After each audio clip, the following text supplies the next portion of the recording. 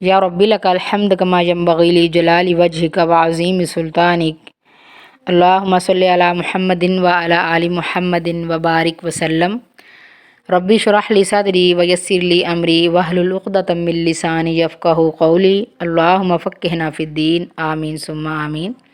السلام علیکم ورحمۃ اللہ وبرکاتہ۔ اکثر خواتین سوال کرتی ہیں کہ ہمیں کوئی ایسی دعا بتائیں ہماری فلاں پریشانی ہٹ جائے، فلاں مسئلہ حل ہو جائے، فلاں کام ہمارا ہو جائے۔ تو اللہ تعالیٰ نے ہر مسئلے کا حل ہمیں بتایا ہے۔ یہ ہماری اپنی کوتاہی ہے کہ ہم بھولے بیٹھے ہیں۔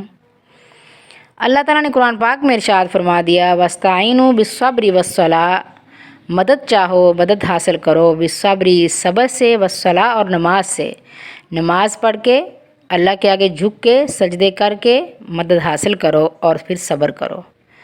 صبر ہمیں ساتھ کرنا ہوگا، جب دعا کریں اللہ تعالیٰ سے تو ہمیں ساتھ صبر کرنا ہوگا، کیونکہ اللہ تعالیٰ کے کاموں میں دیر ہو سکتی ہے، اندیر نہیں ہو سکتا۔ ہمارے نبی صلی اللہ علیہ وآلہ وسلم کا بھی یہی معمول تھا، جب کوئی پریشانی لاحق ہوتی تو اللہ کے آگے اپنے آپ کو جھکاتے، نفل پڑھتے، 2 رکعتیں پڑھتے، اللہ سے دعا کرتے۔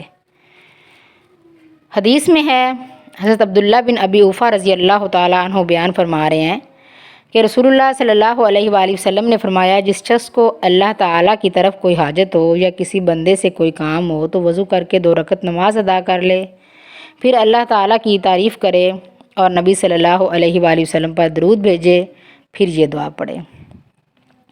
ہمارے ان نوافل کا نام ہے صلاۃ حاجت، کہ حاجت کے لیے ہم نماز پڑھ رہے ہیں۔ 2 نفل پڑھنے ہوں گے، نفل پڑھنے کے بعد اللہ کی تعریف کریں گے، درود شریف پڑھیں گے اور پھر یہ دعا کریں گے۔ دعا آپ کو سکرین پہ نظر آ رہی ہوگی۔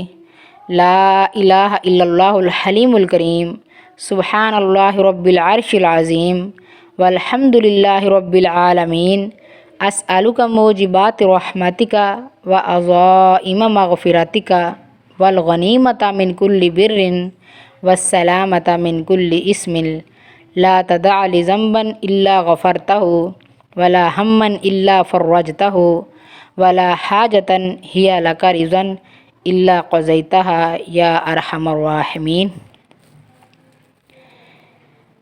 ترجمہ ہے، اللہ کے سوا کوئی معبود نہیں، وہ بردبار بزرگ ہے، پاک ہے، اللہ تعالیٰ مالک عرش عظیم ہے، سب تعریفیں اللہ تعالیٰ رب العالمین کے لیے ہیں۔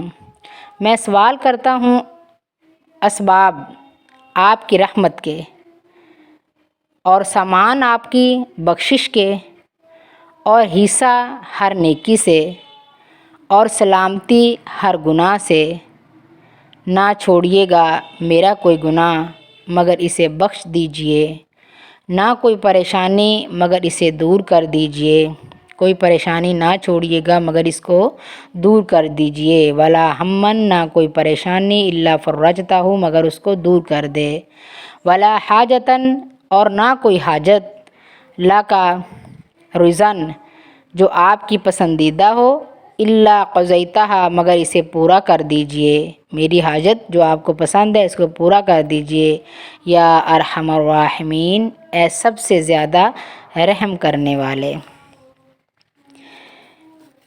ہم جب چاہیں نفل پڑھ سکتے ہیں اور ساتھ یہ دعا پڑھ سکتے ہیں۔ ہمارے نوافل کا ٹائم عشاء سے لے کے فجر تک رات، پوری رات ہے، ہم پڑھ سکتے ہیں۔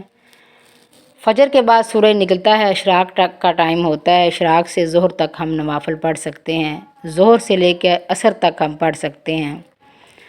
عصر کے بعد نوافل نہیں پڑھ سکتے، مغرب کے ساتھ نفل پڑھ سکتے ہیں، عشاء کے ساتھ پڑھ سکتے ہیں۔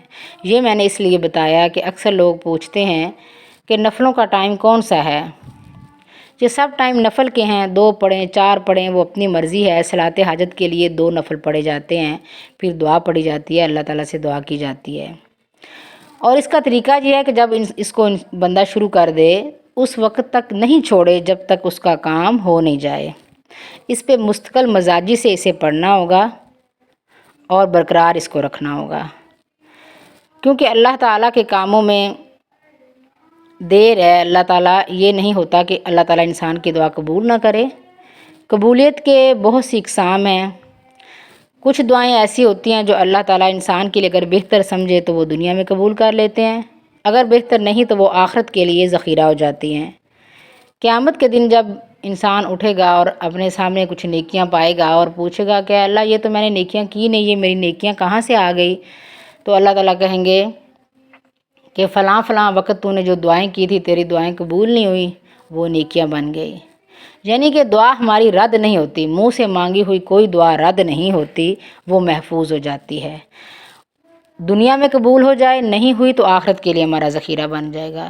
اس وقت جب انسان آخرت میں دیکھے گا، ایک مسلمان مومن بندہ جب دیکھے گا آخرت میں اپنی یہ نیکیاں کچھ نے کی نہیں اس کے سامنے آ رہی ہیں، اس وقت یہ خواہش کرے گا کہ اے اللہ کاش میں نہ میری دعائیں باقی بھی دنیا میں قبول نہ ہوتی اور آج میرے سامنے یہ نیکیاں بن کے آ جاتی۔